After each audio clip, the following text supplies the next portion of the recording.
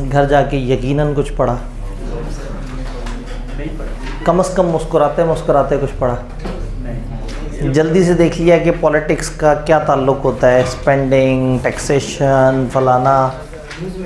जी news में देखा था। ओहो, सदर भी गिरफ्तार हो गए। चलो, डाकुओं से जान छूट गई। नहीं है, पता नहीं अब उस वक्त करंट स्टेटस उनका सोचना है या जो थोड़ा पहले हमें बताया जाता था। 2006-07 वाला अच्छा स्टेटस था। यस, मतलब मुशर्रफ के साथ he was a very good performer. वही बात है ना कि जब पता है कि 5 साल हमें किसी ने कुछ नहीं कहना, तो फिर डेमोक्रेसी को भी एक मज़ा आता है काम करने का। वो भी खुल के काम करते हैं, लॉन्ग टर्म प्रोजेक्ट्स पे काम करते हैं। जब पता है कि कल को टांग खींच लेगा, परसों को गिरा देगा, तो फिर बनाते हैं छोटे छोटे मंसूबे, पॉइंट स्कोरिंग की कोशिश होती है। तो पॉलिटिकल क्लाइमेट का एक बहुत बड़ा प्रॉब्लम है इंस्टेबिलिटी। अगर हम वो वाला पोर्शन पढ़ रहे होते तो हम पढ़ते कि पाकिस्तान बनने के अगले 10 साल में 8-9 दफ़ा गवर्नमेंट चेंज हुई, पहले ही 10 साल में। 10 साल नहीं, वो पहले तो 3 वज़ीर-ए-आज़म वो तो एक बंदे ने उड़ाया जिसको बोलना भी नहीं आता, और उसकी जो सेक्रेटरी थी वो अमेरिकन से सिर्फ उसी को बात समझ आती थी, बाकी तो किसी को आती नहीं थी। तो चेक करें, ये अल्लाह का निज़ाम है, वो किसको कितना नवाज दे कि बंदा वो बोल ही नहीं सकता। और एक तो अभी जो गिरफ्तार हुआ है, हाँ, वो उस पार्टी का जो हेड है, उसकी तो वॉइस भी लीक नहीं कर सकते आप। यस, वो जाने और उसकी तो उसकी तो ऑडियो लीक का मसला ही कोई नहीं है, उसकी समझ ही नहीं आने किसी को। लेकिन उसको लिखना तो भी आता है ना।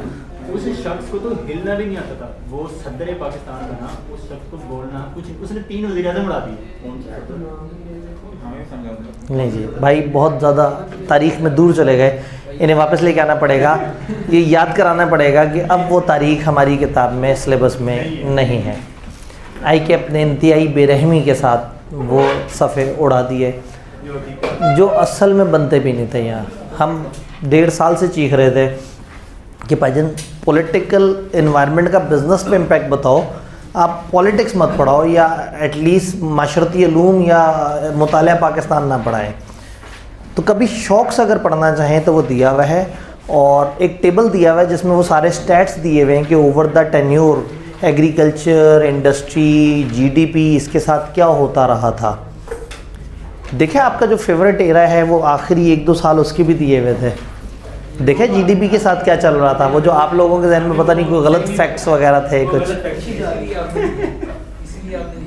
नहीं, जहाँ तक किताब ने दिए थे वहाँ तक दिए ना, उससे आगे का डाटा नहीं दिया हुआ था उन्होंने। जी 16-17 के बड़े खूबसूरत स्टैट्स थे। जेन्युइनली ना, मतलब मुझे कभी भी नवाज शरीफ लोग अच्छे नहीं लगते थे, नून लीग जहर लगती थी मुझे 2013 के बाद ना नज़र आया था ये काम करने आए थे, जेन्युइनली काम करने आए थे। जरदारी मुल्क को उजाड़ के जा चुका था, 18 घंटे लोड शेडिंग होती थी, सीएनजी पे दुनिया की सबसे लंबी लाइनें लगा करती थी, पाकिस्तान में बिजली की यूनिट 9 के बराबर थे, और जो थे वो जरदारी ने रेंटल पावर के एग्रीमेंट के थ्रू बहुत ही अजीबोगरीब तरीके से कर लिए थे।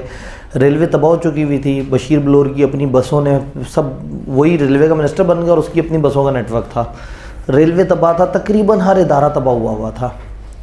तो उस टाइम पे ना मैंने बड़ी खूबसूरत रिकवरी देखी है। मुझे वो बहुत बुरे लगते थे जेन्युइनली, वही बात है, मुझे इमरान खान बहुत अच्छा लगता था, मुझे नून लीग बहुत बुरी लगती थी।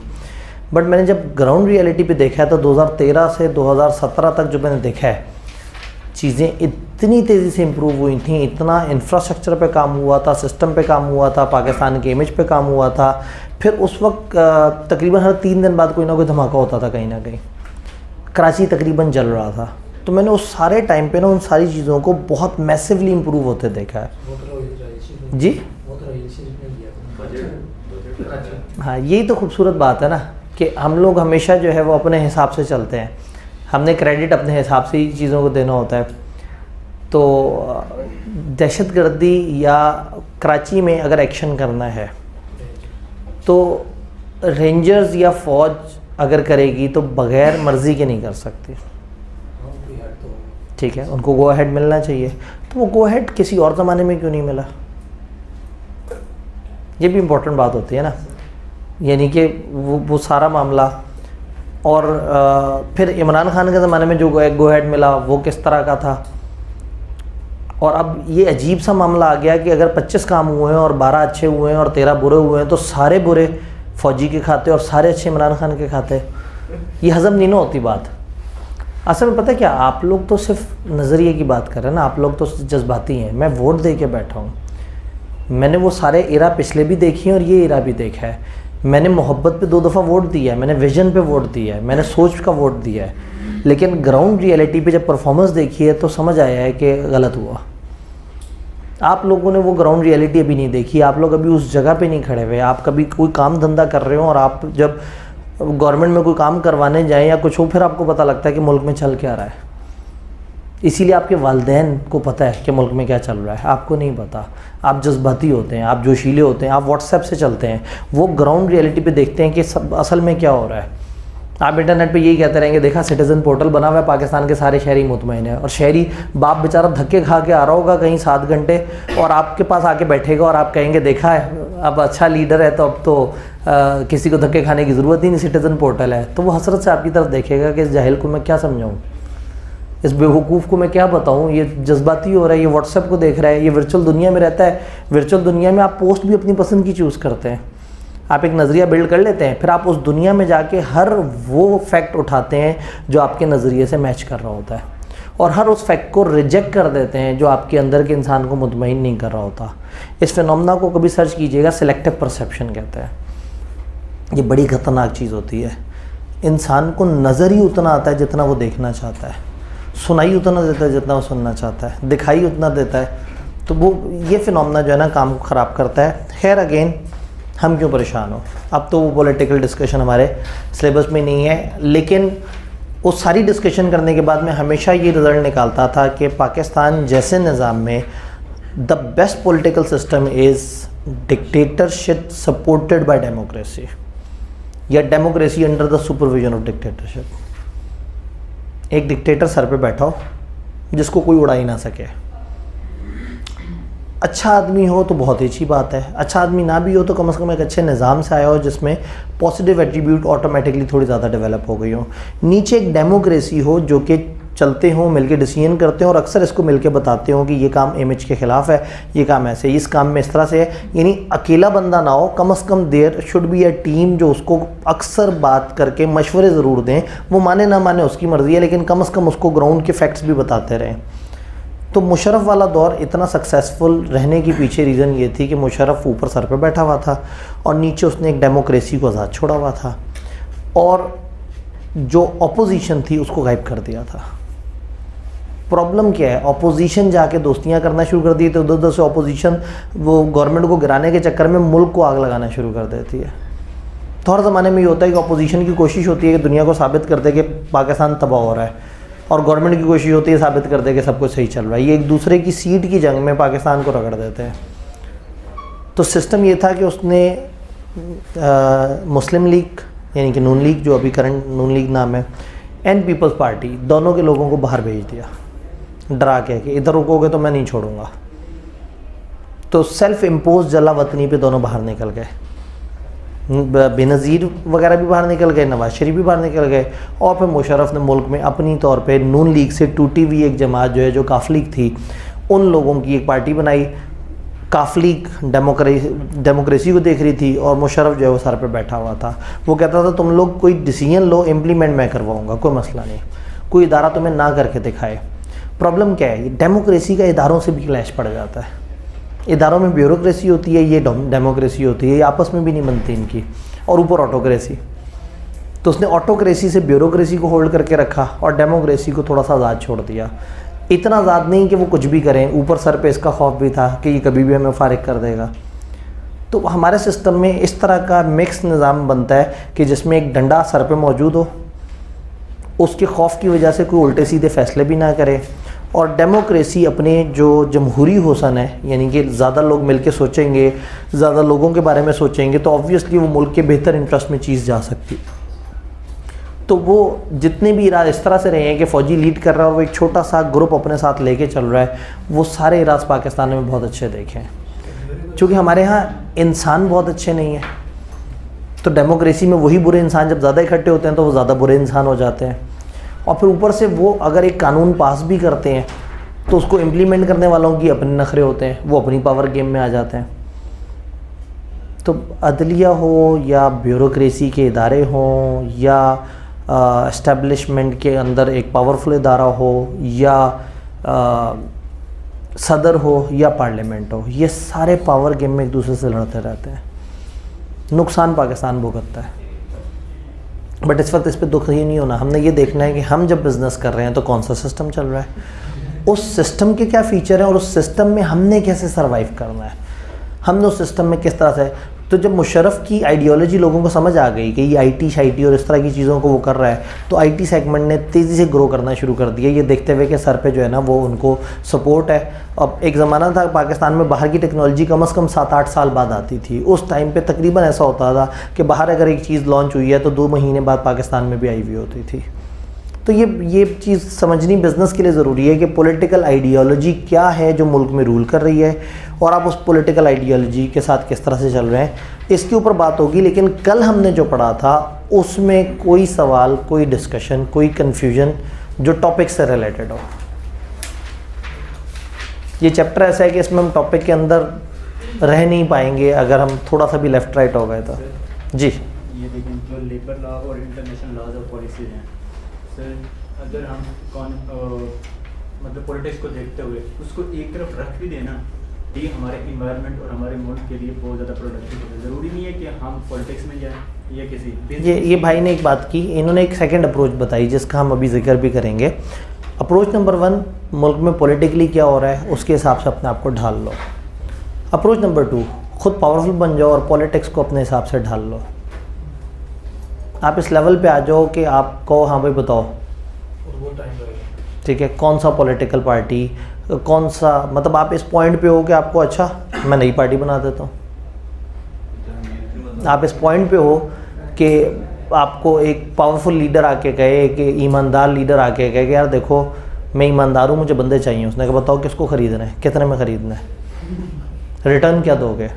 उसने कहा कोई नहीं तुम आओ, खुला रिटर्न है, परेशान मत हो। वो ज़रा ज़्यादा खुला रिटर्न ले गया, उस पे फिर वो ईमानदार बंदे की इमेज पे बात आई तो मामला फिर रिवर्स करना पड़ गया।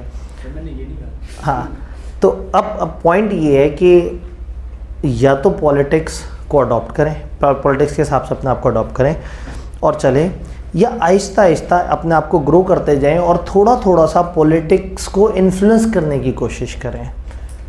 टीमिंग कर लें, ग्रुपिंग कर लें, कोलिशंस बना लें। जैसे कल मैंने बात की थी कि ट्रेड यूनियंस बना लें मुख्तलिफ। तो आज हमारे 2 टॉपिक्स हैं। एक टॉपिक है कि आप पॉलिटिक्स को किस तरह से इन्फ्लुएंस कर सकते हैं। कल तक हमने पढ़ा था कि पॉलिटिक्स आपको कैसे इन्फ्लुएंस करेगी। आज हम देखते हैं कि आप पॉलिटिक्स को कैसे इन्फ्लुएंस करते हैं और फिर दुनिया में जो पॉलिटिकल आइडियोलॉजीज चल रही हैं उनका एक हल्का सा इंट्रोडक्शन किताब ने दिया है। मारना तो आपने रट्टा है, लेकिन मैं मोटा मोटा समझाने की कोशिश करूंगा कि बेसिकली वो है क्या, किस तरह से काम कर रहा है। भाई के सवाल को समझने की कोशिश करते हैं। जी, जो पॉलिटिक्स चल रही है उसको चलने दें। जो पॉलिटिक्स दुनिया में चल रही है या पाकिस्तान में चल रही है, पाकिस्तान और दुनिया में जो पॉलिटिक्स चल रही है उसे चलने दें। हम कौन है, हम बिजनेस है, हम बिजनेस है। हम जब अपनी देखें, कोई भी मुल्क तरक्की तब भी करता है जब उसकी प्रोडक्शन इंक्रीज होती है। कोई भी मुल्क तब तरक्की करता है जब उसकी प्रोडक्शन इंक्रीज़ करे। अगर उस मुल्क को पता हो कि वो तब तरक्की करता है जब उसकी प्रोडक्शन इंक्रीज़ करे, अगर मुल्क को पता हो। This is political ideology. मुल्क को छोड़ दें। असल में मुझे लगता है मुल्क तब ग्रो करेगा जब प्रोडक्शन ज़्यादा है, लेकिन मुल्क चलाने वालों को लगता है कि मुल्क तब ग्रो करेगा जब उनका डिफेंस मजबूत होगा। फिर इसका मतलब डिफेंस से मुराद डिफेंस वो हाउसिंग अथॉरिटी नहीं, डिफेंस से मुराद उनकी जब बका सिक्योरिटी मजबूत होगी। तो कहने का मतलब है कि ये आपको लग रहा है कि ये यूनिवर्सल फैक्ट है कि जब एक मुल्क में प्रोडक्शन ज़्यादा होगी तो मुल्क ग्रो करेगा। जितना मर्जी यूनिवर्सल फैक्ट हो, मुझे ये देखना ज़रूरी है कि क्या ऊपर वाले यही समझते हैं या नहीं समझते। पाकिस्तान में इंपोर्ट्स बहुत ज़रूरी हैं। पाकिस्तान अपनी मैन्युफैक्चरिंग बड़े कम करता है, हम इंपोर्ट रॉ मटेरियल इंपोर्ट करते हैं, थोड़ा सा प्लस माइनस करते हैं, आउटपुट बना देते हैं। बट मुल्क की गवर्नमेंट अगर ये मानती है कि इंपोर्ट अच्छी चीज़ नहीं है क्योंकि हमारा बैलेंस ऑफ पेमेंट ख़राब होगा, तो फिर मुझे ये नहीं देखना कि मुल्क के लिए अच्छा क्या है, मुझे देखना है कि गवर्नमेंट को क्या लगता है कि मुल्क के लिए क्या अच्छा है। तो आइडियोलॉजी समझनी ज़रूरी है। लेकिन उनकी आइडियोलॉजी अपनी जगह पे है। इंडिविजुअल लेवल पे अगर हम अपनी ही जो भी मैन्युफैक्चरिंग है हाँ। उसको अपनी लोकल मार्केट में, जिससे हमें नफरत हो चुकी है, उसको अगर मेंटेन कर लें। अगर हम अपने तौर पे अपनी चीज़ें अपनी ही लोकल मार्केट में मैन्युफैक्चर करके देना शुरू कर दें, मैन्युफैक्चर कैसे करेंगे आप? देखिए छोटे छोटे कारोबार होते हैं, जैसे आप ये सोप बना लें, हमारे जो केमिकल इंजीनियर्स हैं ये बिल्कुल यानी फ्री कर रहे हैं। हमारे केमिकल इंजीनियर फ्री मौजूद हैं, ये सोप बना सकते हैं। सोप बनाने के लिए इन्हें फैक्ट्री लगानी पड़ेगी। फैक्ट्री को नहीं, फैक्ट्री कहाँ से, छोटा सा आप छोटे बिजनेस की बात कर रहे छोटे बिजनेस के, हैं, ठीक है। तो कॉटेज इंडस्ट्री की बात कर रहे हैं जी, आप, cottage। घरेलू जो सनतें हैं, जो इनको जॉब्स की वजह से नुकसान हो रहा है, हाँ, ये उससे एक बच जाएंगे। जब ये बच जाएंगे तब ये बड़ा सोचेंगे। ठीक है। जॉब इसके लिए क्या करना होगा? इन्हें कॉटेज इंडस्ट्री की तरफ जाना होगा, नहीं तो ये मुल्क से बाहर भागेंगे। किसको कॉटेज इंडस्ट्री से जाना होगा? जो पढ़े लिखे जो नौजवान जो पढ़े लिखे बिजनेस है, वो कॉटेज इंडस्ट्री में जाएंगे तो वो रजिस्टर कैसे कराएंगे उसे? कॉटेज इंडस्ट्री रजिस्टर नहीं होती। तो इसका मतलब आपको कभी भी कोई भी उठा के आपके बिजनेस को फेंक देगा।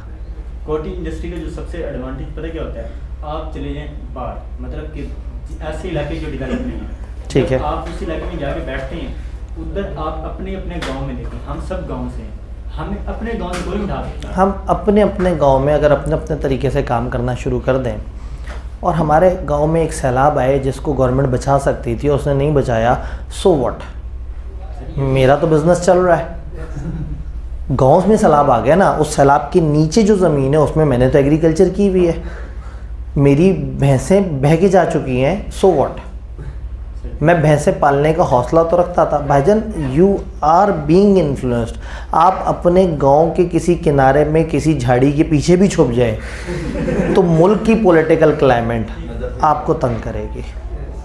मतलब इतने बड़े लेवल पे तो हो जाएंगे, लेकिन ये इनिशिएटिव भाई, ये छोटा, मुझे एक बात बताए ना, वो छोटा बिजनेस वहाँ पे फार्म हाउस बना के बैठा हुआ है, उसने मछलियाँ रखी हुई हैं, थोड़ी सी बकरियाँ रखी हुई हैं, थोड़ी सी जगह पे उसने जो है ना वो खेती बाड़ी की हुई है। सैलाब आ गया, मुल्क की पॉलिटिकल डिस्टर्बेंस, आपस के लड़ाई झगड़ों की वजह से किसी ने सोचा ही नहीं कि हमें इसको रोकना था।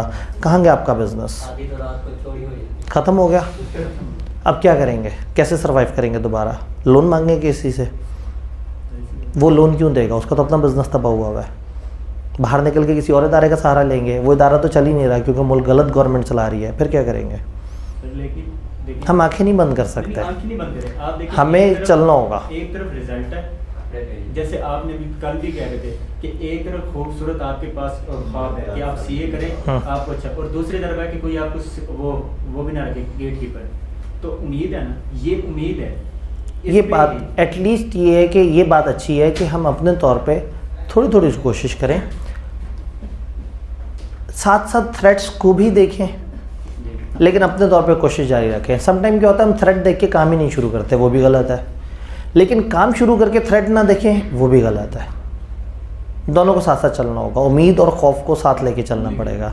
अच्छी उम्मीद पे काम करते रहें, लेकिन साथ साथ उन खौफों के हिसाब से अपने आप को एडजस्ट करके रखें। इन्होंने बिल्कुल सही बात की है। पाकिस्तान में हमारे पास जो सबसे अच्छी चीज़ है वो मैन पावर। हम सब अगर एक दूसरे के लिए चीज़ें मैन्युफैक्चर करके एक दूसरे को बेचना शुरू कर दें तो सबके सब सुखी रहें। अगर इंजीनियर नौकरियां ढूंढने के बजाय अपने सोप बनाना शुरू कर दें, शैम्पू बनाना शुरू कर दें, तो वो छोटी छोटी सी इंडस्ट्री बना के बड़े सस्ते सस्ते शैम्पू मार्केट में लाके उसकी कंपटीशन में अच्छा वेल्थ जनरेट भी कर सकते हैं और मार्केट में महंगाई भी कम हो सकती है, जस्ट बिकॉज कि हमारे अपने लोगों ने अपने तौर पे काम करना शुरू कर दिया। बहैसियत कौम हम थोड़ा शॉर्टकट्स की तरफ चले गए, हम सुस्त हो गए, हमने क्रिएटिविटी नहीं की, हम बस नौकरियों पे लग गए।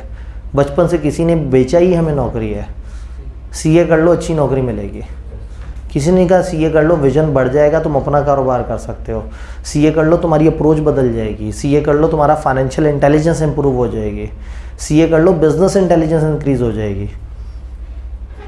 सिर्फ स्कूल ऑफ बिजनेस इंटेलिजेंस ने ये सोचा कि this is not school of accountancy. मतलब क्या मतलब है? सिर्फ अकाउंटिंग सिखानी है, बिजनेस इंटेलिजेंस सिखानी है, अपने लोगों को एम्पावर करना है। आप हमारे विजन में, मिशन स्टेटमेंट में देखें, we talk about empowerment of individual, उसकी माइंड एम्पावरमेंट, उसकी इंटेलेक्चुअल एम्पावरमेंट।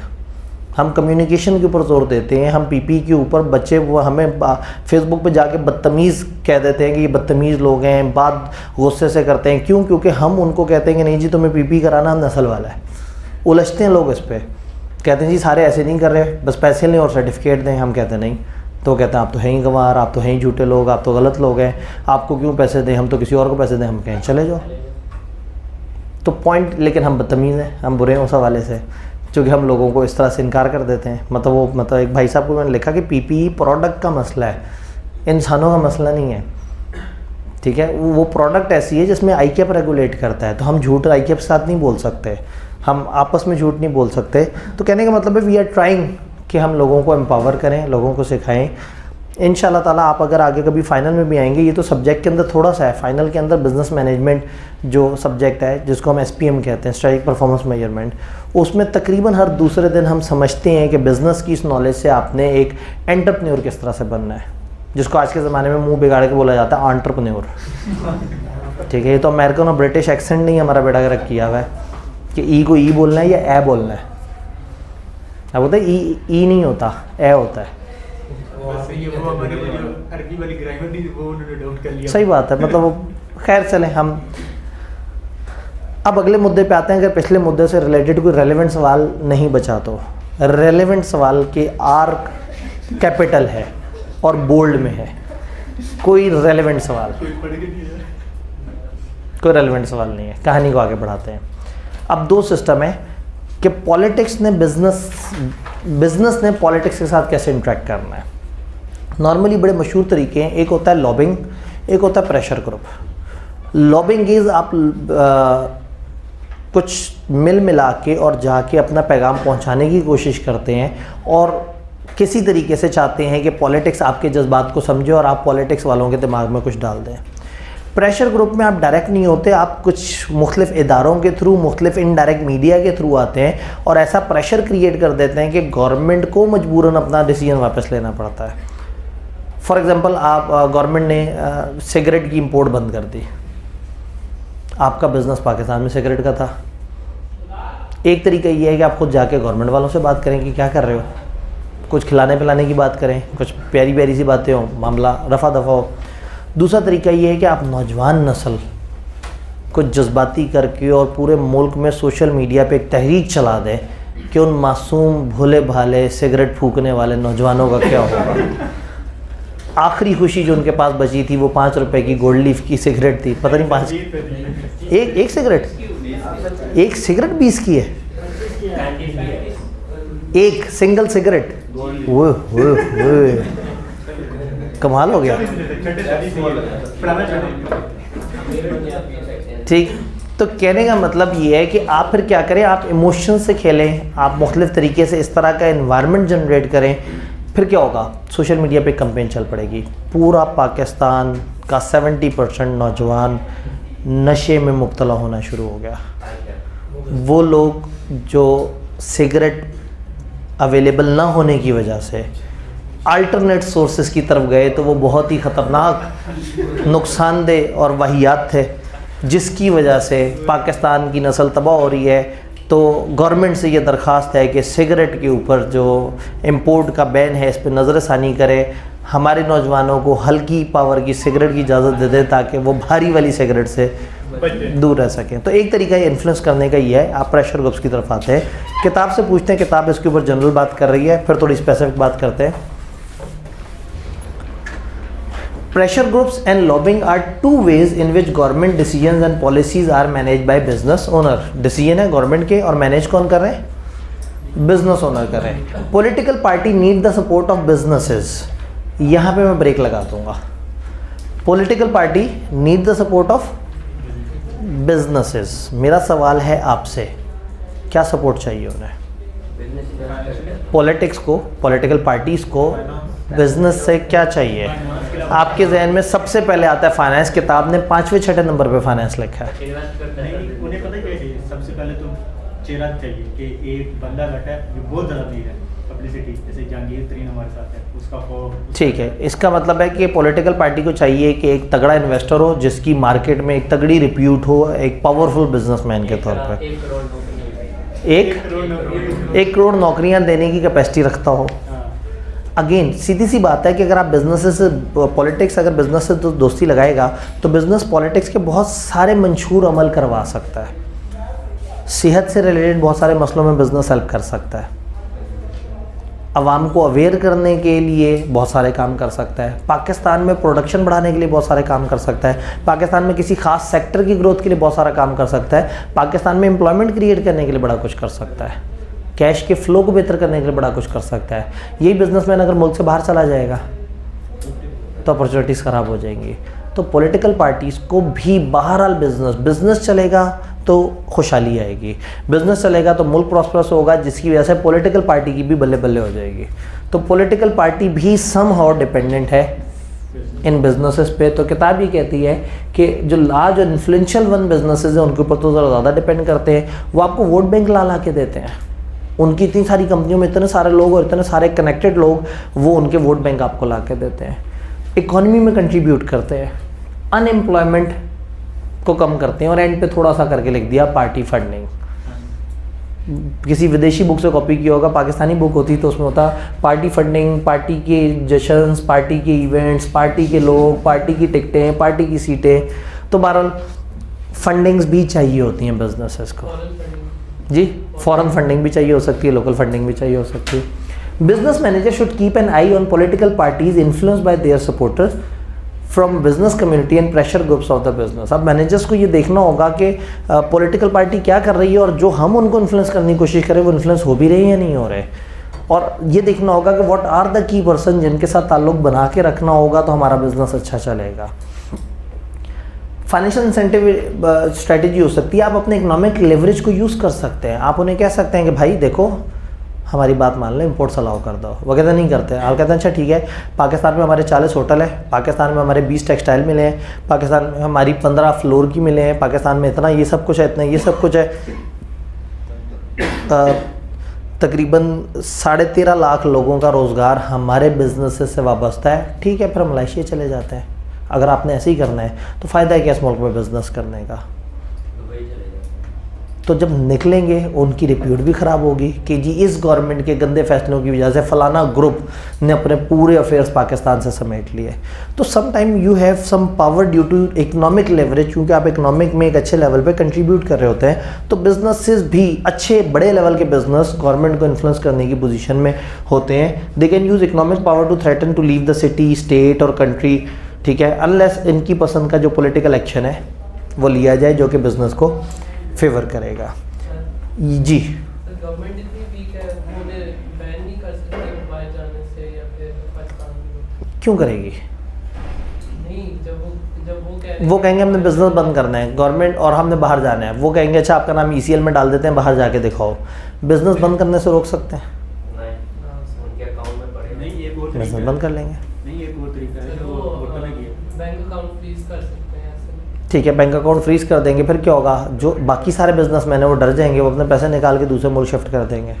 फिर ये मसले हैं, असल में इन्हीं लोगों में जीना है, इन्हीं को बर्दाश्त भी करना है और इन्हीं के साथ भी चलना है। ये ना बड़ी प्यारी मोहब्बत है आपस की ना, बिज़नेस और पॉलिटिक्स एक दूसरे से ना एक बिगाड़ भी नहीं सकता और मोहब्बत भी नहीं कर सकता ज़्यादा। ये जमहूरी हुसन है, मतलब वही बात है कि जैसे एस्टेब्लिशमेंट एंड डेमोक्रेसी, बहुत अगेंस्ट भी नहीं आ सकते और बहुत दूर भी नहीं हो सकते। समहाउ कहीं ना कहीं ये सब एक दूसरे की मजबूरी हैं, सब एक दूसरे के बगैर चल भी नहीं सकते। तो इसलिए किसी पॉलिटिकल पार्टी को ज़रूरत से ज़्यादा तंग करना भी पाकिस्तान के लिए सही नहीं है और किसी अकेली पार्टी को ज़रूरत से ज़्यादा फैसिलिटेट कर देना भी ज़रूरी नहीं है। तो ये मिक्स एंड मैच चलता रहेगा। इसी चीज़ को समझना है और अपने आप को देखना है कि आप किस लेवल पे और आप उस सारे प्रोसेस को कैसे इन्फ्लुएंस कर सकते हैं। कुछ इन्फ्लुएंसिंग अप्रोचेस के उन्होंने कहा 3 अप्रोचेस हैं। एक स्टेक होल्डर कोलेशन है, एक एडवोकेसी एडवर्टाइजमेंट है और एक ट्रेड एसोसिएशन है। स्टेक होल्डर कोलेशन का मतलब क्या है? आप अपने स्टेक होल्डर्स को साथ में लाएं। आपके साथ कुछ गलत हुआ, आपका सप्लायर भी तो कोई तगड़ा बिजनेस होगा, आपके 2-3 कस्टमर भी कुछ तगड़े बिजनेस होंगे, आपके कंपनी के अंदर कुछ ऐसे लोग होंगे जिनके अपने पॉलिटिकल विंग्स होंगे, जिनकी अपनी पॉलिटिकल ताकत होगी। आप उन सब के साथ मिलें, उनको कहेंगे भाई ये पॉलिटिकल इशू जो है हमारे बिज़नेस को ख़राब कर रहा है, तो आप देखें, आप इसमें हमारी मदद करें। तो सम टाइम आप क्या करते हैं, आप कोलेशंस बनाते हैं, आप मुख्तलिफ लोगों के साथ मिल के गवर्नमेंट के साथ लॉबी करने की कोशिश करते हैं और गवर्नमेंट के पास जाके उन्हें कहते हैं कि भाई ये चीज़ इस तरह से, आप लॉबी ग्रुप्स बनाते हैं, ये पॉलिटिशियंस की बात सुनते हैं, गवर्नमेंट को जाके बताते हैं और एक दरमियानी सलूशन निकालने की कोशिश करते हैं। ये वही वाली बात है जैसे हम कहते हैं कि ताजर बरादरी ने गवर्नमेंट को कहा या इस तरह से करके। तो सम टाइम आप अकेले नहीं होते, आप अपने इर्द गिर्द के लोगों को जोड़ते हैं और फिर मिल के इन्फ्लुएंस करने की कोशिश करते हैं। तो अकेला बिजनेस शायद इतना पावरफुल ना हो, लेकिन वो अपने साथ 4-5 और बिजनेसेस को जोड़ लेगा तो वो एक अच्छी कोलिशन बन जाएगी। बिजनेस में try to mobilise employee, stakeholder, customer, local community, ताकि पॉलिटिकल एजेंडा सपोर्ट कर सकें। अगर पॉलिटिकल इशू बिजनेस के लिए नेगेटिव है तो ऑब्वियसली स्टेक होल्डर्स के लिए भी नेगेटिव होगा। हम नहीं तो सप्लायर को भी नुकसान, हम नहीं तो कस्टमर को भी नुकसान। ऑफन बिजनेस ऑर्गेनाइज ये ऐसे ही है जैसे आईकैप की एक पॉलिसी है और उससे हम कॉलेजेस खतरे में पड़ जाएं, तो फिर हम इंटरनेट पे आके वीडियो बना के गए कि ये आईकैप के अजीबोगरीब फैसलों की वजह से अब हमें कॉलेज बंद करना पड़ रहा है।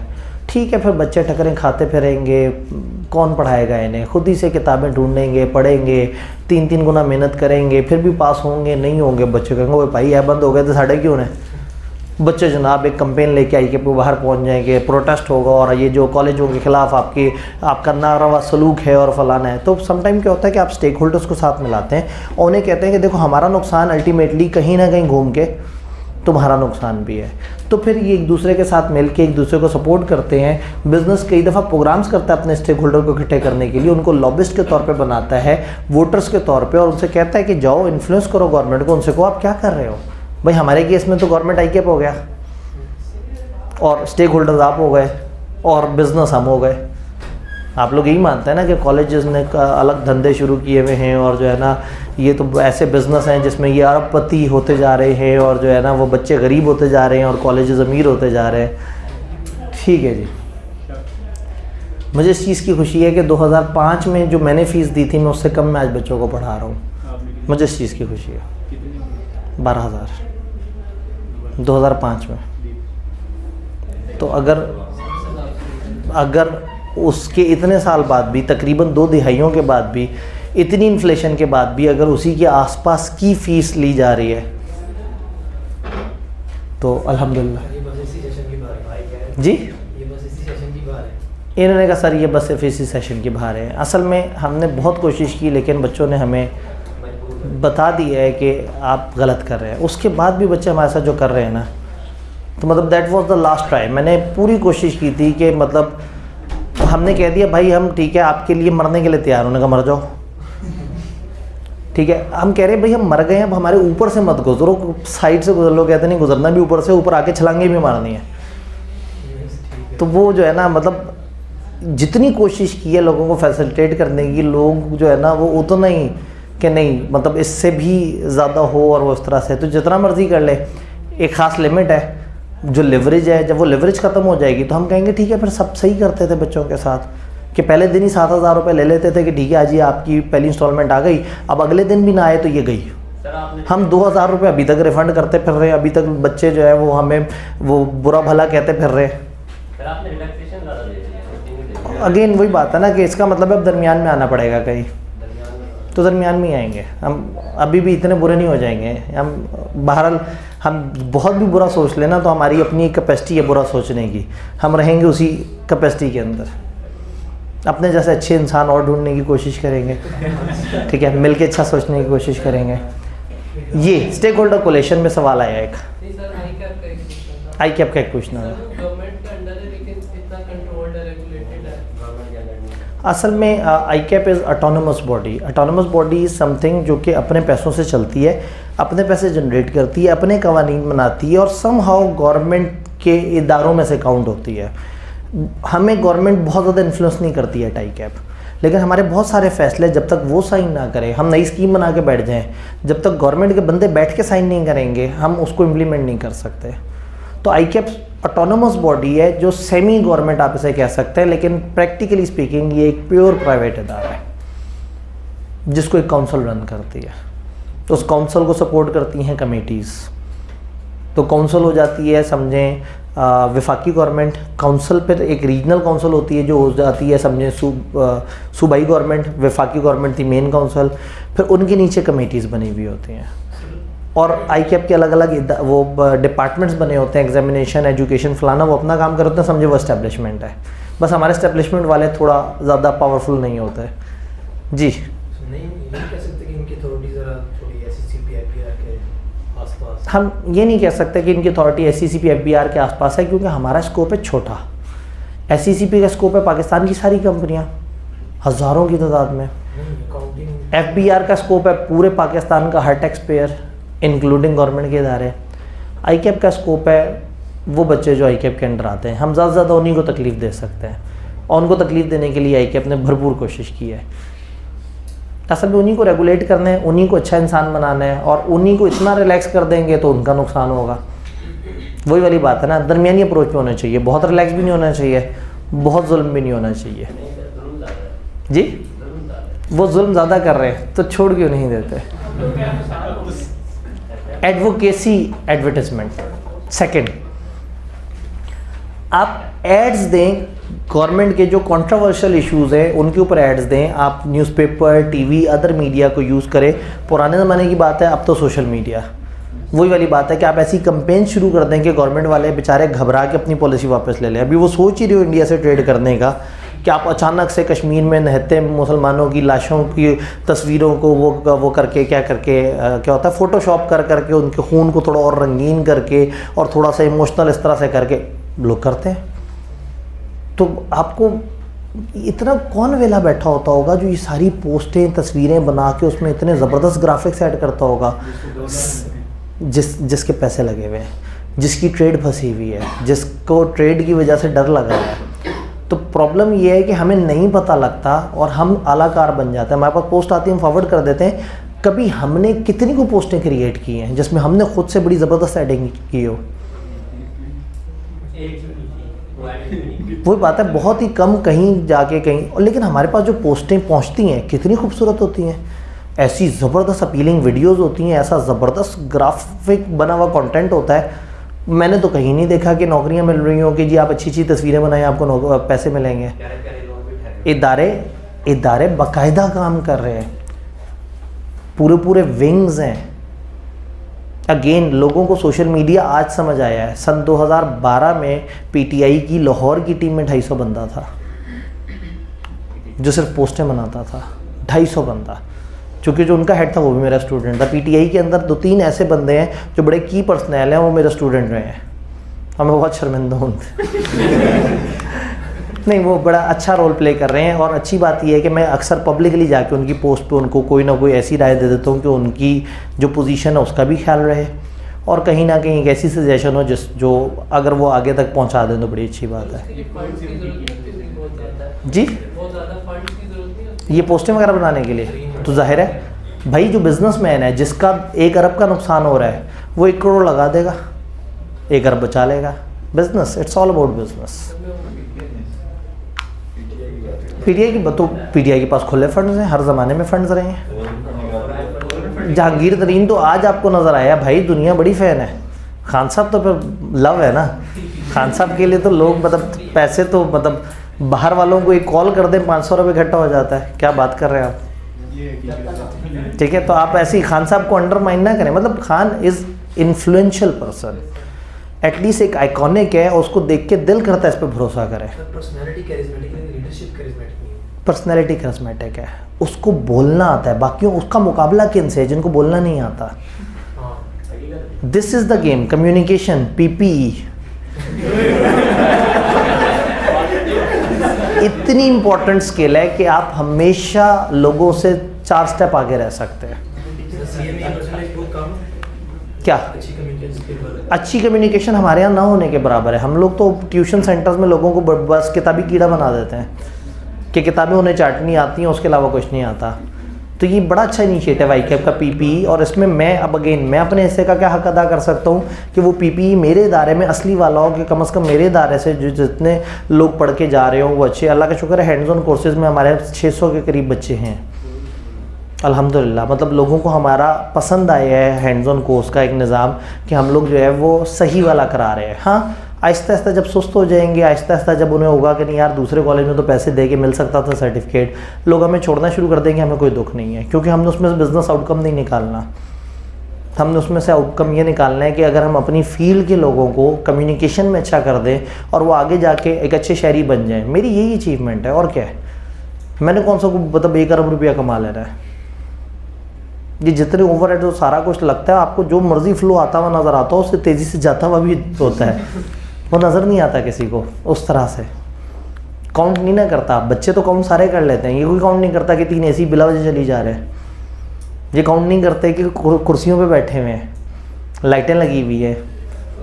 ये टीवी इस वक्त मार्केट में 4.5 लाख का है, इस साइज़ का टीवी।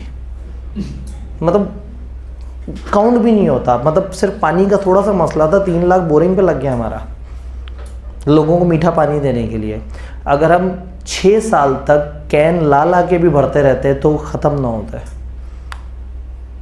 लेकिन अगेन फिर वो आर्टिफिशियल पानी होता, फिर उसमें एडमिनिस्ट्रेटिव के मसले होते हैं, फिर उसके ठंडे गर्म होने के मसले होते हैं, फिर उसमें गैप होता, फिर उसमें डिलेज आते हैं, फिर उसमें मुसीबतें होती।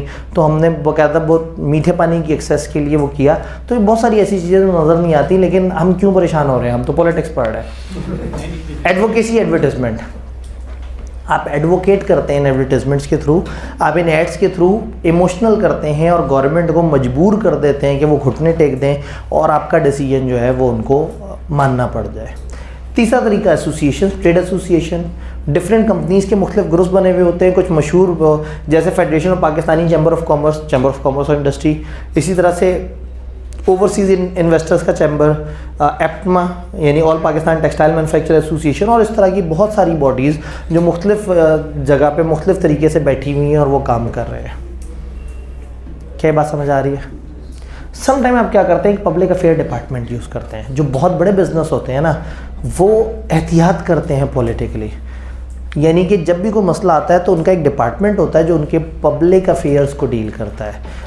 पॉलिटिक्स से रिलेटेड उनका एक ग्रुप है जो जाके सियासतदानों से डिस्कशन करता है। एक आध बंदा होता है जो कि जिसको एक आपने फॉर्चूनर लेके दी हुई होती है, उसके पास बड़े महंगे से सिगार होते हैं, उसको जो है वो आपने एक तगड़ी सी पोजीशन दी हुई होती है, उसके बैंक अकाउंट में अच्छे खासे पैसे पड़े होते हैं, और वो जाके मुख्तलिफ सियासतदानों के साथ कहीं उनके साथ गोल्फ खेल रहा होता है, कहीं उनके साथ मीटिंग करता है, कहीं उनको किसी महंगे क्लब में खाने पे इनवाइट करता है और उनको बैठ के अलग अलग ऑफर्स देता है। तो आप अपना कई दफ़ा एक ब्रांडेड इमेज गवर्नमेंट तक भेजते हैं। तो समटाइम एक डिपार्टमेंट, समटाइम एक आध बंदा रखा होता है जो कि आपके पॉलिटिकल विंग को डील कर रहा होता है। बिजनेस के जो पॉलिटिकल कनेक्शन वाला विंग है उसके लिए पब्लिक अफेयर्स डिपार्टमेंट है।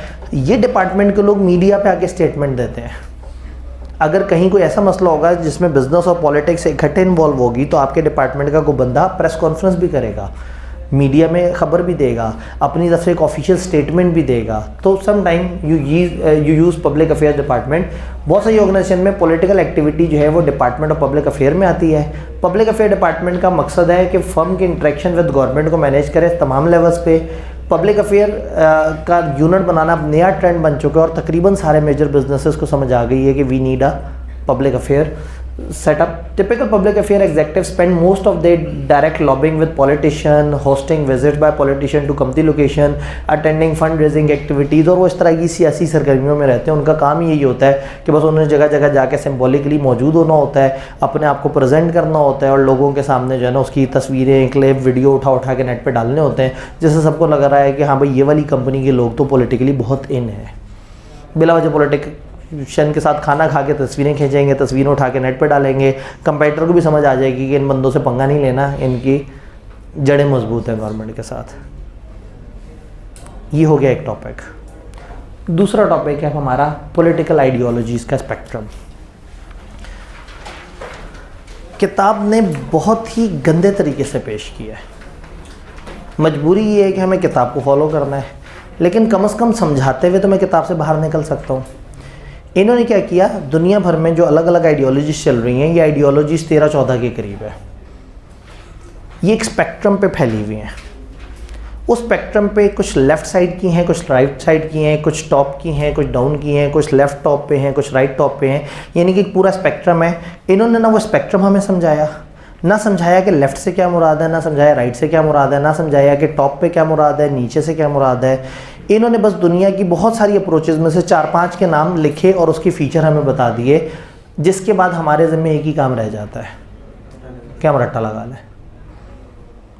मैं पहले कोशिश करूँगा आपको वो स्पेक्ट्रम समझाने की, उस स्पेक्ट्रम पे कहाँ होने का क्या मतलब है, फिर उस स्पेक्ट्रम के अंदर हम जो वो 5 इन्होंने अप्रोचेस बताई हैं उसके की पॉइंट्स को हमें याद बहरहाल करना होगा। MCQ पॉइंट ऑफ व्यू से भी इंपॉर्टेंट हो सकता है कि वो कहें जी private property is not allowed in कौन से वाला स्पेक्ट्रम। तो जैसे हम तो सुनते हैं ना कि एक होता है डिक्टेटर, एक होता है डेमोक्रेटिक, हमें तो ये दो समझ आते हैं।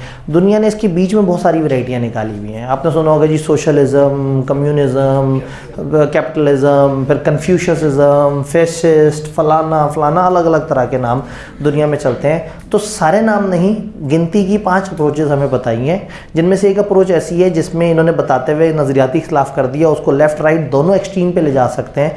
तो इन्होंने उसको उठाया राइट से लेकिन लिखा लेफ़्ट। खैर वो एक अलग मसला है, आपने तो रटा मारना है। तो मैं वो स्पेक्ट्रम समझाने की कोशिश करूं अगर आप समझ सकें।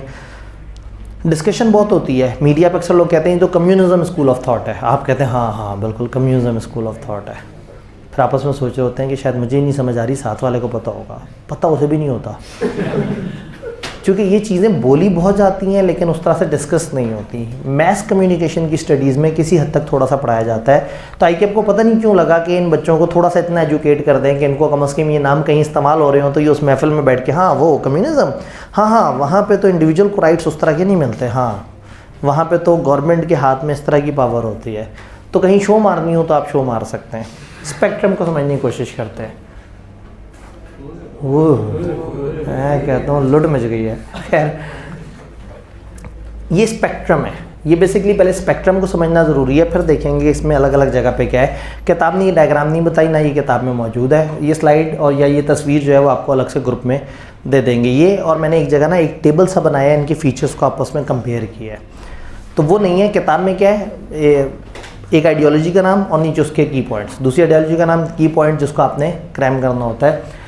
ये बेसिकली एक स्पेक्ट्रम है जिसमें ऊपर की तरफ जाएंगे तो गवर्नमेंट इकोनॉमी पे कंट्रोल कर रही होगी, इकोनॉमी मैक्सिमम चल रही होगी गवर्नमेंट के हाथ में। जितना नीचे की तरफ जाएंगे गवर्नमेंट का कंट्रोल कम और प्राइवेट सेक्टर का कंट्रोल ज़्यादा होता चला जाएगा इकोनॉमी के ऊपर। इसमें जब हम लेफ्ट साइड पे जाएंगे तो इक्वालिटी की बातें आएंगी। इक्वालिटी का मतलब है इंसान बराबर हैं, इतने बराबर हैं कि मिनिस्टर को भी 2 किलो आटा मिले और मजदूर को भी 2 किलो आटा मिले। मिनिस्टर जितनी भी मेहनत करे, चार्टर्ड अकाउंटेंट जितनी भी मेहनत करे, मजदूर जितनी भी मेहनत करे, उन सबसे अलग अलग मेहनत करवा के मिलेगा सबको 2-2 किलो आटा, चूँकि गवर्नमेंट देगी आटा। ठीक है, अब अगेन इसमें अलग अलग स्कूल ऑफ थॉट्स हैं। तो फुल लेफ्ट साइड का मतलब है कि we are going for equality, classless society, सब बराबर, और गवर्नमेंट की नज़र में उसका मजदूर भी उतना ही हक रखता है जितना उसका IT का मिनिस्टर हक रखता है। ये बगैर सोचे कि IT के मिनिस्टर ने ज़्यादा पढ़ा होगा, वो ज़्यादा चीज़ों को इन्फ्लुएंस करता होगा, मजदूर तो सिर्फ एक कारखाने में काम कर रहा है। इवन गवर्नमेंट डिसाइड करेगी फुल एक्सट्रीम पे कि तुम मजदूरी करोगे और तुम मिनिस्टर बनोगे, और मजदूर को मजदूरी में कोई दुख नहीं क्योंकि उसको उतना ही मिलना है जितना मिनिस्टर को मिलना है। तब ये डिपेंड करता है, अगेन इसमें ऊपर जाएंगे अगर इधर किनारे पे पहुंच गए तो गवर्नमेंट का इकोनॉमी भी कंट्रोल हाई हो जाएगा और इंडिविजुअल फ्रीडम भी उतनी ख़त्म हो जाएगी, इक्वालिटी ज़्यादा होगी। ये इक्वालिटी है। और राइट मोस्ट साइड पे है इंडिविजुअल फ्रीडम। मैं अगर चार्टर्ड अकाउंटेंट बनना चाहता हूँ तो गवर्नमेंट मुझे नहीं कहेगी कि तुम मजदूर बनो, और गवर्नमेंट का कंट्रोल इकोनॉमी पे कितना होगा कितना नहीं होगा वो ऊपर नीचे से। इसका मतलब है कि अगर हम यहाँ पे हैं तो हम इंडिविजुअल फ्रीडम की एक्सट्रीम पे हैं विद गवर्नमेंट कंट्रोल की एक्सट्रीम पे। अगर हम यहाँ पे हैं तो इसका मतलब है कि हम थोड़ा सा नीचे की तरफ आ रहे हैं, गवर्नमेंट का कंट्रोल कम और नीचे का जो प्राइवेट सेक्टर उसका कंट्रोल बढ़ता जा रहा है, और इक्वालिटी कम और आहिस्ता आहिस्ता फ्रीडम की तरफ ज़्यादा आ रहा है। अगेन इसके अंदर फर्दर डायमेंशंस भी होती हैं कि उसमें लेफ़्ट पे सेंटर में होके, लेफ़्ट में आगे करके, तो आपकी जो 5 आइडियोलॉजीज़ है ना उनको इस स्पेक्ट्रम पे 5 जगह पे प्लेस करने की कोशिश की है। Communism, democratic socialism, moderate democracy, democratic capitalism और फेसिस्ट कैपिटलिज़म। इधर जितना आगे जाएंगे ये कैपिटलिज़म हो जाएगा, लेकिन ये डेमोक्रेटिक थोड़ा सा ईजी वाली साइड पे और वो सख्त वाला। ये वाला जो अप्रोच है, ये किताब ने इसको लेफ़्ट एक्सट्रीम करके भी बताया है, क्योंकि इसके अंदर 2 एक्सट्रीम्स होती हैं, एक फुल उस तरफ की भी एक्सट्रीम होती है जी। तो अब जो इसकी एक्चुअल लोकेशन है मैंने वो यहाँ पे प्लेस की है। तो खैर मारना तो आपने रटा ही है, मैं शायद पता नहीं बिला वजह बहुत जज्बाती हो रहा हूँ, लेकिन मैं चाहूँगा कि थोड़ी सी बात हो। कुछ मोटे फीचर्स देखते हैं, फिर छोटे फीचर्स देखते हैं। वाह। Communism, it advocates for abolition of private property, private property को ख़त्म करने की बात करता है, और complete state ownership of means of production. कहते हैं सब कुछ बनाएगी गवर्नमेंट, सब कुछ गवर्नमेंट के हाथ में होगा। It envisions a classless society, classless society होगी, सब बराबर होंगे कानून की नज़र में, कोई ऊंच नीच, कोई एलीट वगैरह नहीं होगा। इक्वल डिस्ट्रीब्यूशन ऑफ रिसोर्सेज होगा, और गवर्नमेंट का ही कंट्रोल होगा इकोनॉमी के ऊपर। गवर्नमेंट का कंट्रोल भी पीक पे और इक्वालिटी भी पीक पे। थोड़ा सा इधर आते हैं तो अब हमारी थोड़ी सी इक्वालिटी हल्की होगी और गवर्नमेंट का कंट्रोल हल्का होगा। Democratic socialism, mixed economy with combination of public and private ownership, aims to reduce income inequality through progressive taxation, social welfare programme, और इस तरह से करके तो इनइक्वालिटी को थोड़ा सा कम करने की कोशिश करते हैं ऐसे प्रोग्राम से जिससे थोड़ी कम हो लेकिन ज़्यादा कम ना हो जाए, एक ख़ास लेवल पे रहे। तो हर मुल्क की अपनी अपनी एक सोच है। फॉर एग्जांपल यूके में जो है वो अगर ट्रेन है तो वो भी गवर्नमेंट चला रही है, आधे से ज़्यादा बिजनेस गवर्नमेंट कर रही है, स्कूल्स गवर्नमेंट चला रही है, और आप कहीं ना कहीं उसी में ही वो कर रहे हैं, उसी से डील कर रहे हैं, उन्हीं को अच्छे खासे पैसे दे रहे हैं, उन्हीं से कमा रहे हैं, उन्हीं को पैसे वापस कर रहे हैं। तो हर मुल्क की अपनी अपनी सोच हो सकती है। तो अलग अलग आइडियोलॉजीज चलती हैं। पाकिस्तान में तो हम बस मुख्तलिफ आइडियोलॉजीज़ को ढूंढते रहते हैं, हम तो डिक्टेटरशिप और डेमोक्रेसी के बीच में अपने आप को कहीं तलाश कर रहे हैं। तो ये दुनिया की आइडियोलॉजीज़ हैं, पता नहीं हमें क्यों बता रहे हैं हमारे पाकिस्तान में बिजनेस एनवायरनमेंट को समझने के लिए। कोई बात नहीं। Moderate democracy, balance between free market and government intervention, private ownership को भी वो करता है, सोशल वेलफेयर को भी देखता है। ये दरमियान में कहीं आके अपने आप को प्लेस कर लेते हैं, ना बहुत ज़्यादा ना बहुत कम, ना बहुत फ्रीडम ना बहुत इक्वालिटी। थोड़ा आगे चलें, नीचे की तरफ आएँ तो फ्रीडम भी ज़्यादा और इजी भी ज़्यादा। Democratic capitalism, emphasize free market principles, private ownership, limited government intervention, it relies on market forces for resource allocation, entrepreneurship को promote करते हैं, property के rights को promote करते हैं, social welfare की बातें करते हैं। अब रहना राइट पे है लेकिन चले जाने ऊपर गवर्नमेंट की तरफ ज़्यादा। प्राइवेट ओनरशिप को तो करते हैं लेकिन गवर्नमेंट का सिग्निफिकेंट इंटरवेंशन इकोनॉमी में होना चाहिए।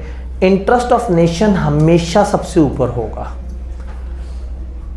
स्ट्रॉन्ग टाइज, वो टाइज होंगी इनकी कॉरपोरेशन के साथ, कोशिश करेंगे कि सबके साथ जोड़ के रहें और अपने तरीके से कंट्रोल करें।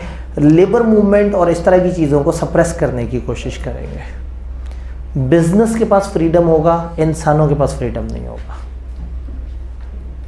तो ये अलग अलग तरह की अप्रोच है। ये बातें भी नहीं लिखी हुई किताब में। किताब में क्या लिखा है एक एक करके चलते हैं। किताब कहती है communism, extreme left, radical, dictatorial, socialism. कचरा मचरा सारा मिक्स करके उन्होंने कहा भाई आपको जो समझ आए, all means of production must be hand of state. सारा काम गवर्नमेंट के हाथ में। नो प्राइवेट प्रॉपर्टी, एक प्राइवेट ज़मीन भी नहीं ले सकता, किसी एसेट का हक भी नहीं रख सकता। Distribution of state earning on the basis of need of people, state decide करेगी, स्टेट कमाएगी और स्टेट देखेगी लोगों की क्या नीड और नीड्स के हिसाब से करेगी। Production by state industry would be based on the need of people. Egalitarianism, egalitarian का मतलब होता है बराबरी, सब एक जैसे। क्लासलेस सोसाइटी, हर बंदे के इक्वल मटेरियल है, कोई इंडिविजुअल फ्रीडम नहीं है। कंप्रीहेंसिव पॉलिटिकल सिस्टम है, इसका अपना इकोनॉमिक सिस्टम है, खुद ही कमाते हैं, खुद ही लगाते हैं, खुद ही रेगुलेट करते हैं। There is no room for organise religion, मज़हब बहुत ऑर्गेनाइज होके आएगा तो उड़ा देंगे उसे। इंडिविजुअली अपने तौर पे इबादत और इन चीज़ों को जो करे वो ठीक है, लेकिन जब एज अ ग्रुप किसी भी मज़हब को लेके आएंगे तो ये बर्दाश्त नहीं करेंगे उसे, क्योंकि इन्हें पता है कि मज़हब फिर इनके सिस्टम के अगेंस्ट आएगा, वो आज़ादी और इस तरह की बातें करना शुरू कर देगा।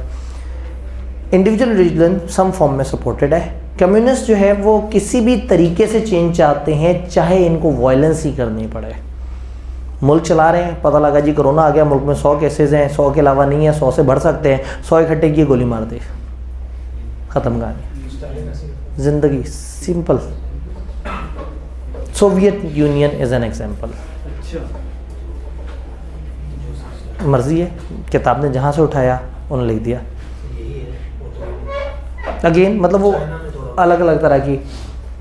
अब अगेन ये भी कॉन्सेप्ट उसको समझ आएगा जो इस तरह की कॉन्सेप्ट देखता रहा हो या मूवीज़ में उसने सुना हो, या ख़ास तौर पे रशिया का एक ख़ास टाइम जोन था जिसमें बहुत ज़्यादा कौमों की आपस में जंगें वगैरह, फिर जो अमेरिका के किस तरह से टुकड़े हुए थे, फिर ये जो रशिया की चीज़ों को जब तोड़ते हुए अलग अलग जगह क्या सेटअप थे।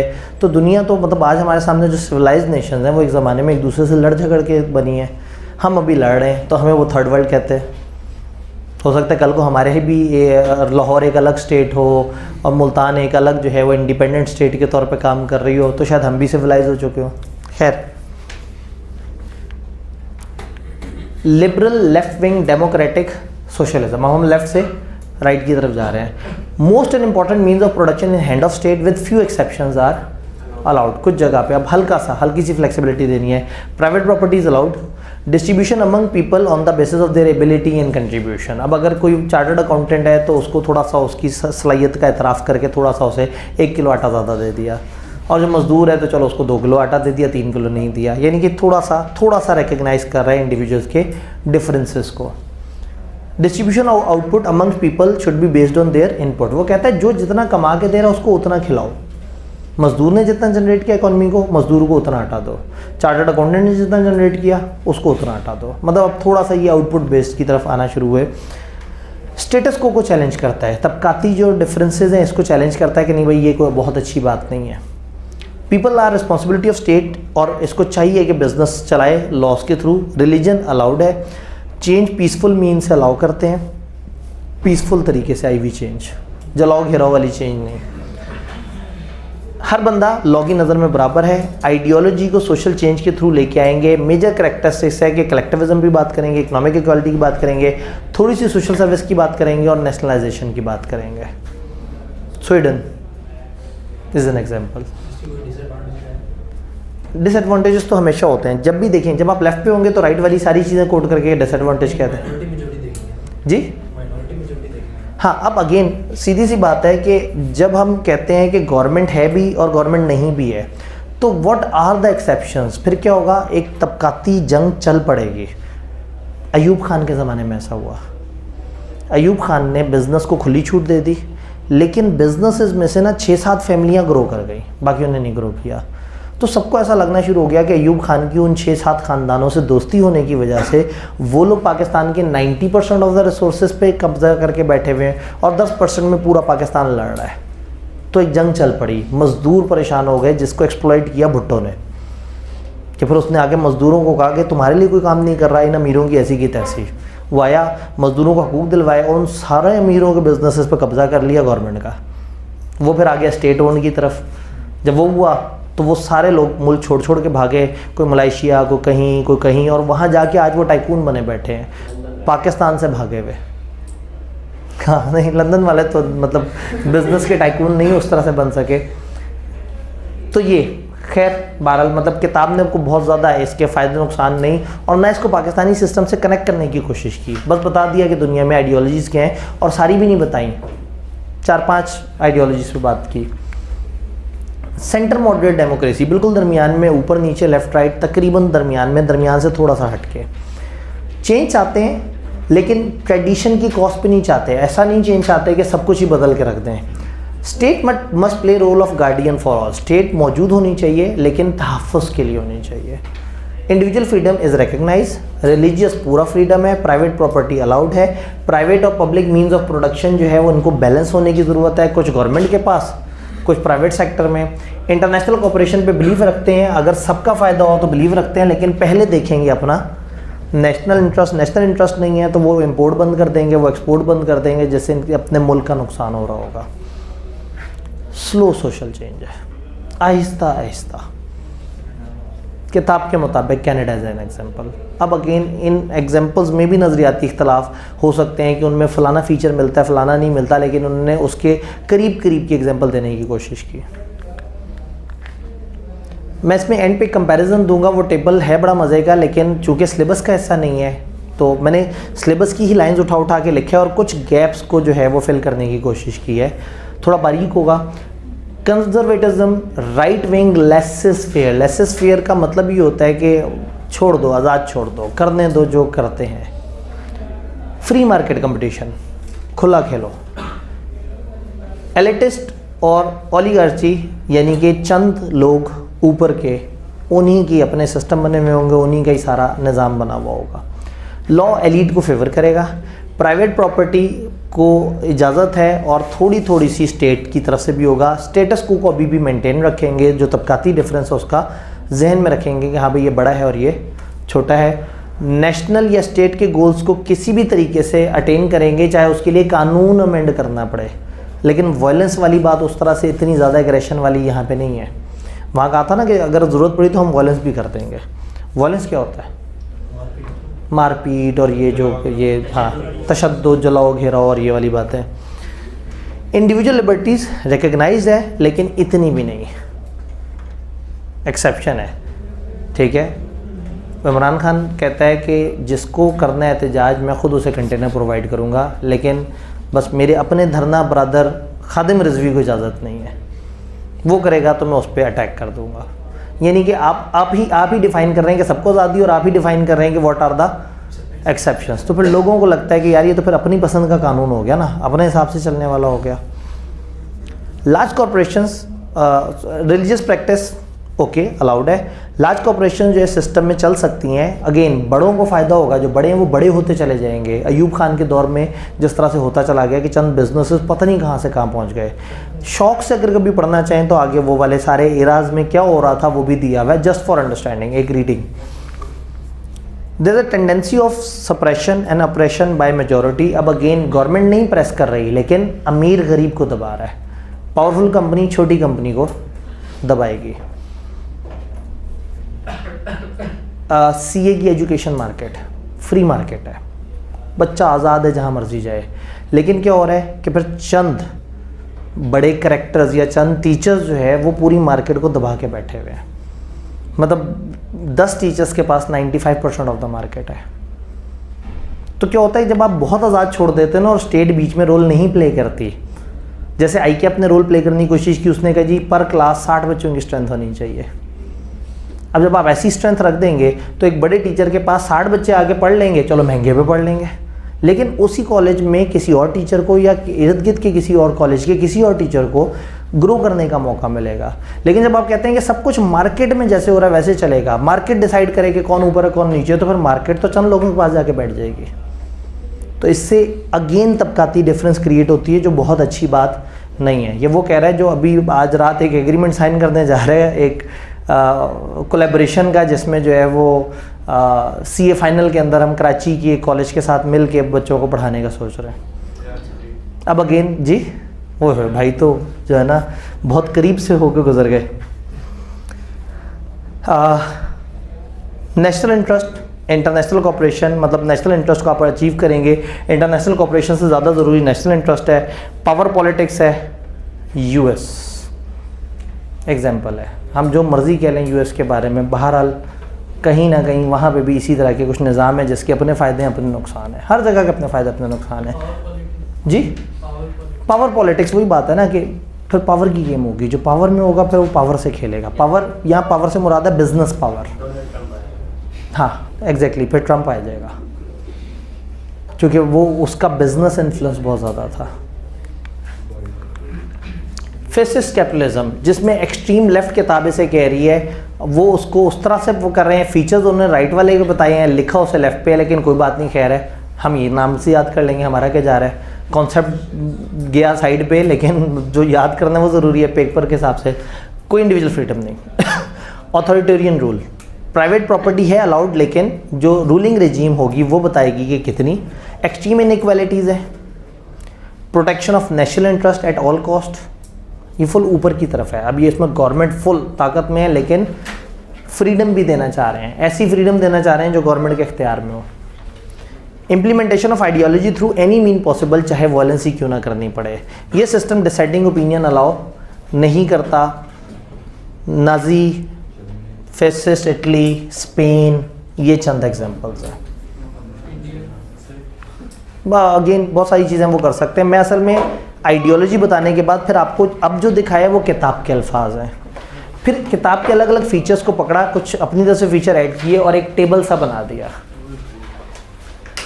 अब मतलब आपके लिए शायद तकरीबन बेकार सी वर्किंग है, लेकिन मैंने बड़े दिल से कोशिश की है कि अगर आप में से कोई सीखने के लिए देखना चाहे और इनका स्टेप बाय स्टेप डिफरेंस देखना चाहे तो इस टेबल में है। ये टेबल आपको सॉफ्ट में मिल जाएगा। बारीकी क्या है, मुझे पता था कि ज़्यादा अच्छा नज़र नहीं आएगा भाई अगर आप इसे फुल फोकस कर लें। मैं नज़र आऊँ ना हूँ खैर है, ये स्क्रीन बल्कि ये ब्लैक भी छोड़ दीजिएगा, ये इधर से लेके उधर तक जो है ना, ताकि ये थोड़ा सा इसकी विजिबिलिटी बेहतर हो जाए। ऊपर 5 मॉडल्स दिए हुए और लेफ्ट पे डिफरेंट फीचर्स दिए हुए। Private property, no private property, private allowed, maximum private property लेकिन थोड़ी थोड़ी सी स्टेट। प्राइवेट प्रॉपर्टी है लेकिन स्टेट थोड़ा सा उसमें कोई रूल शूज़ वगैरह डिफाइन कर सकती है, क्योंकि इंडिविजुअल फ्रीडम भी देना है हमने और गवर्नमेंट का कंट्रोल भी रखना है। Production and output, production by state industry would be based on need of people. All means of production must be in hands of state. Most important mean of production in hand of state with few exceptions are allowed. People के input की base के ऊपर उन पे divide हो रहा होगा, यानी कि कुछ कुछ लाइनें वहाँ से पकड़ी हैं, 2-3 जहाँ गैप थे वहाँ अपनी लाइन्स ऐड की हैं और एक स्पेक्ट्रम सा बना दिया। Ownership of private and public means of production need to be balance होना चाहिए। यहाँ पे क्या है, फ्री मार्केट है, ज़रा ज़्यादा आज़ाद छोड़ दिया जो बिजनेसेस हैं उनको।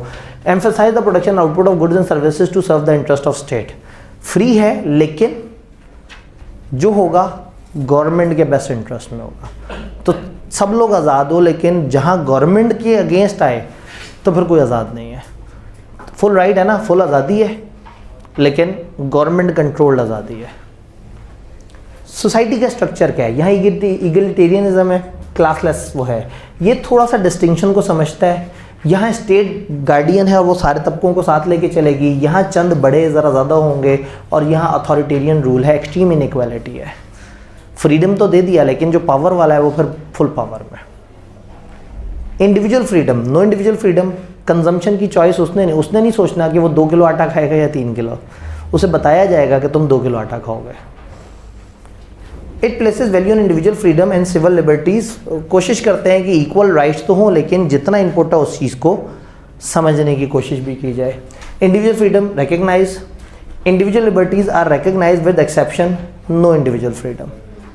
चूँकि ये ऊपर की तरफ चला गया, ये दोनों, ये फुल राइट फुल लेफ्ट वाला टॉप पे हैं, गवर्नमेंट के ज़रा ज़्यादा करीब है। Religion, no room for organise religion allowed है, फुल फ्रीडम है, हर फॉर्म में अलाउ है। और अगेन स्टेट स्पॉन्सर्ड रिलीजन, जिसमें आपके मस्जिद में जुम्मे का खुतबा जो पेश इमाम दे रहा है वो भी गवर्नमेंट ने साइन करके दिया हो। तो मतलब वॉयलेंस ऑपरेशन, ये वॉयलेंस पसंद करते हैं, ये रिजेक्ट करते हैं लेकिन कंट्रोल थोड़ा सा रखना चाहते हैं, ये सिरे से रिजेक्ट कर देते हैं। ये दबाते हैं लेकिन गवर्नमेंट नहीं दबाती, बड़े छोटों को खुद ही दबा देते हैं, अमीर गरीब को खुद ही दबा देता है। और यहाँ पे वो वॉयलेंस को पसंद करते हैं। नोटेबल कंट्रीज़ नीचे लिखी हुई हैं और नोटेबल लीडर्स अगर आप कभी सर्च करना चाहें, अगर आप YouTube पे जाके लिखें कि ये वाला लीडर और इसके क्या तरीका गवर्नमेंट था या ये किस अप्रोच पे चलता था, तो छोटी छोटी सी बड़ी मज़े की वीडियोस, डॉक्यूमेंट्रीज़ आपको मिल जाएंगी। तो जस्ट फॉर अंडरस्टैंडिंग आपके लिए कुछ करेक्टर्स तारीख के जो है वो बीच में किए कि कौन कौन सा करेक्टर कौन कौन सी अप्रोच को फॉलो करता हुआ ज़्यादा था। तो अगेन ये एक रिसर्च है जो इसलिए की गई है कि अगर कोई इस टॉपिक को नॉलेज के लिए पढ़ना चाहे, सीखने के लिए, जितना ये लिस्टों में दिया हुआ है इतना ही है हमारी किताब में। तो जिसने एक रेगुलर टॉपिक की तरह से करना है बस उसने लिस्टों को देखना है, लेकिन जिसने सीखने की नीयत से कि अच्छा समझ आए उनके क्या प्रॉब्लम्स है, अगर कोई उनको रिसर्च करना चाहे तो ये सारी वर्किंग उनके लिए जो एक एडवांस लेवल पे काम करना चाहे। ठीक है, तो पता नहीं मैं सही लोगों से मुखातिब हूँ या नहीं हूँ। जी आप सही आदमी हैं? नहीं उन्हें हाथ खड़ा कर दिया, मैंने कहा सही लोगों से मुखातिब हूँ या नहीं, उसने हाथ खड़ा कर दिया। वो पूछना चाह रहे हैं कि सर कल टेस्ट होगा, यकीनन टेस्ट होगा, 100% टेस्ट होगा। ये वो है ना, गवर्नमेंट विल डिसाइड कि गवर्नमेंट ने क्या सुन के क्या समझना है। ठीक है, तो आप ये टीचर्स की क्लासेस को भी जो है ना वो कर सकते हैं कि कौन सी टीचर की क्लास में आपको इनमें से कौन सा माहौल नज़र आता है। थोड़ा वो कल वाली बात से रिलेटेड है। तो आपने इतनी देर से क्यों याद कराया? अब लेक्चर खत्म हो चुका है, अब अगले बच्चे आ रहे हैं। 1 मिनट का टाइम है। तो अभी आपके पास 1 मिनट का टाइम है ही नहीं, टाइम तो खत्म हो गया है। इस वक्त मेरे पास टाइम है, मैंने बताना है कि क्या करना है। नहीं, मैंने सॉरी करना है सिर्फ क्योंकि कल अच्छा सॉरी करना है, फिर ठीक है जी कभी तो कोई सॉरी करता है, वरना हम ही सॉरी करते रहते हैं जी। क्योंकि वो कल मैं शायद कोई ऐसा सख्त लफ्ज़ बोल गया हूँ जो मतलब आपने शायद पी लिया है। आपने कुछ सख्त लफ्ज़ बोल दिया? नहीं, आपने सख्त लफ्ज़ नहीं बोला।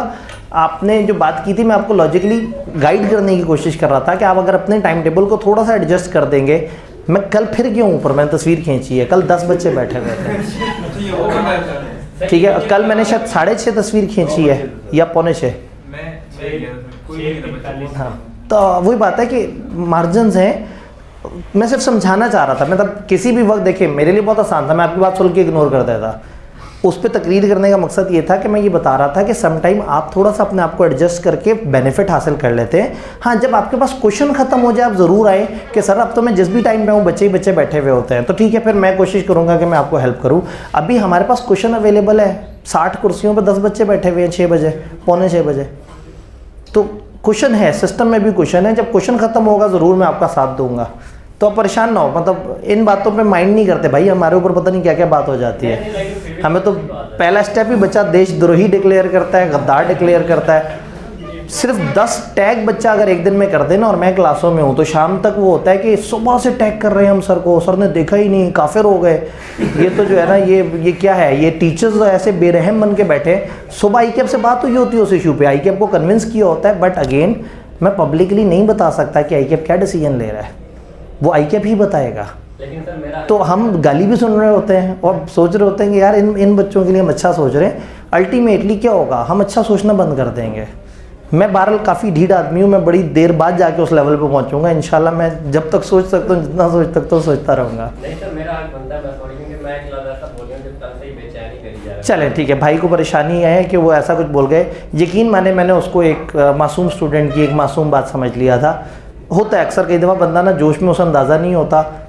ठीक है, आप आइंदा थोड़ा सा ख्याल कर लेंगे, कोई मसला नहीं। चलें जी, भाई की हमने माजरत एक्सेप्ट कर ली।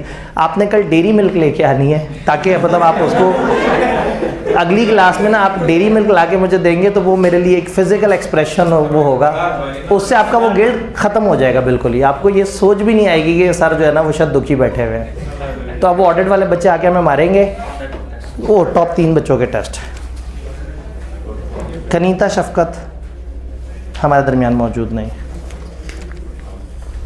शाहताज पढ़ने वाले बच्चे हैं, क्लासें नहीं लेते ये लोग। दिलफराज, किश्वर इकबाल, फाइनली 29 मार्क्स। हौसला हो गया, मैंने कहा कि पता नहीं कौन लोग हैं जो वो होते जा रहे हैं, टॉप करते जा रहे हैं। ठीक है जी, तो अब मैं आपको दोबारा याद करा दूं कि अब मेरी आपसे बहुत अरसे बाद मुलाकात होनी है। एक हफ्ते बाद सैटरडे को आपका, आज फ्राइडे है, एक तो कल आप लोगों का चैप्टर 1 अकेले का टेस्ट, फिर अगले सैटरडे कंप्लीट मिड जिसमें चैप्टर 4 को छोड़ के 1 से लेके 9 तक, चैप्टर 4 और 6 को छोड़ के वो मिड, उस मिड में हम अपने फाइनेंस वाले टीचर के साथ मिलके कंबाइंड मिड बनाएंगे ताकि आपको आईकेएफ वाला वो जो 100 मार्क्स वाला फील है दोनों की मिक्सिंग के साथ वो मिले इंशाल्लाह। वो सैटरडे को प्लान था मेरे ख्याल में। और फिर उसके बाद जो हमारा नेचुरल डे होता है क्लासेस का, विच इज़ थर्सडे। अब चूँकि छोटे चैप्टर ख़त्म हो गए हैं तो फिर हम दोबारा से सैटरडे ऑन करेंगे, क्योंकि हम पहले जैसे चैप्टर 7, 8 वगैरह में किया करते थे, फिर तो आगे बेचारे छोटे छोटे चैप्टर्स, तो अब हम चैप्टर 4 के लिए फिर से सैटरडे ऑन करेंगे और फिर हम 2 हफ्ते के ऊपर चैप्टर 4 को करके आपका सिलेबस इंशाल्लाह ख़त्म कर देंगे। फिर आप ईद पे चले जाएंगे और ईद के बाद फिर हम अपनी इंशाल्लाह ताला 10 दिन की revision class along with test सारे चैप्टर्स को फिर से रिवाइज़ करेंगे।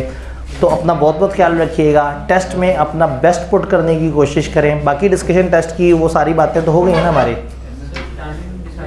टाइमिंग अभी असल में टाइमिंग पे आज रात या कल रात मेरी ना स्टाफ के साथ, क्योंकि हमें सारे टीचर्स की जब सारे डेज और टाइम्स पता लग जाएंगे, डेट्स पता लग जाएंगे, फिर हम टाइम को देखेंगे, थोड़ा बहुत ये देखेंगे कि कोई ऐसा क्लैश ना आए जिससे आप लोगों की कोई कीमती क्लास मिस हो। एक आध दिन की एक आध क्लास अगर मिस होगी तो मुझे पता है कि आप लोग अक्सर क्लासें तो अपने मूड से भी छोड़ देते हैं, तो कोई एक आध क्लास अगर मिस हो और बाद में रिकॉर्डेड आप ले सकें तो शायद वो इतना बड़ा नुकसान नहीं होगा। लेकिन मिड एक अच्छी एक्टिविटी है, तो अगर हमें कंप्रोमाइज़ करना पड़ रहा हुआ और ख़राब टाइम बन रहा हुआ, मिड का सारे तंग हो रहे हुए, तो फिर हम टाइम ऐसा रखेंगे जो ज़्यादातर को सूट कर रहा हो। ठीक है जी, अपना बहुत बहुत ख्याल रखिएगा, दवाइयाँ वक्त पे लेते रहिएगा, इंशाल्लाह ताला मिलते हैं। अल्लाह हाफ़िज़। और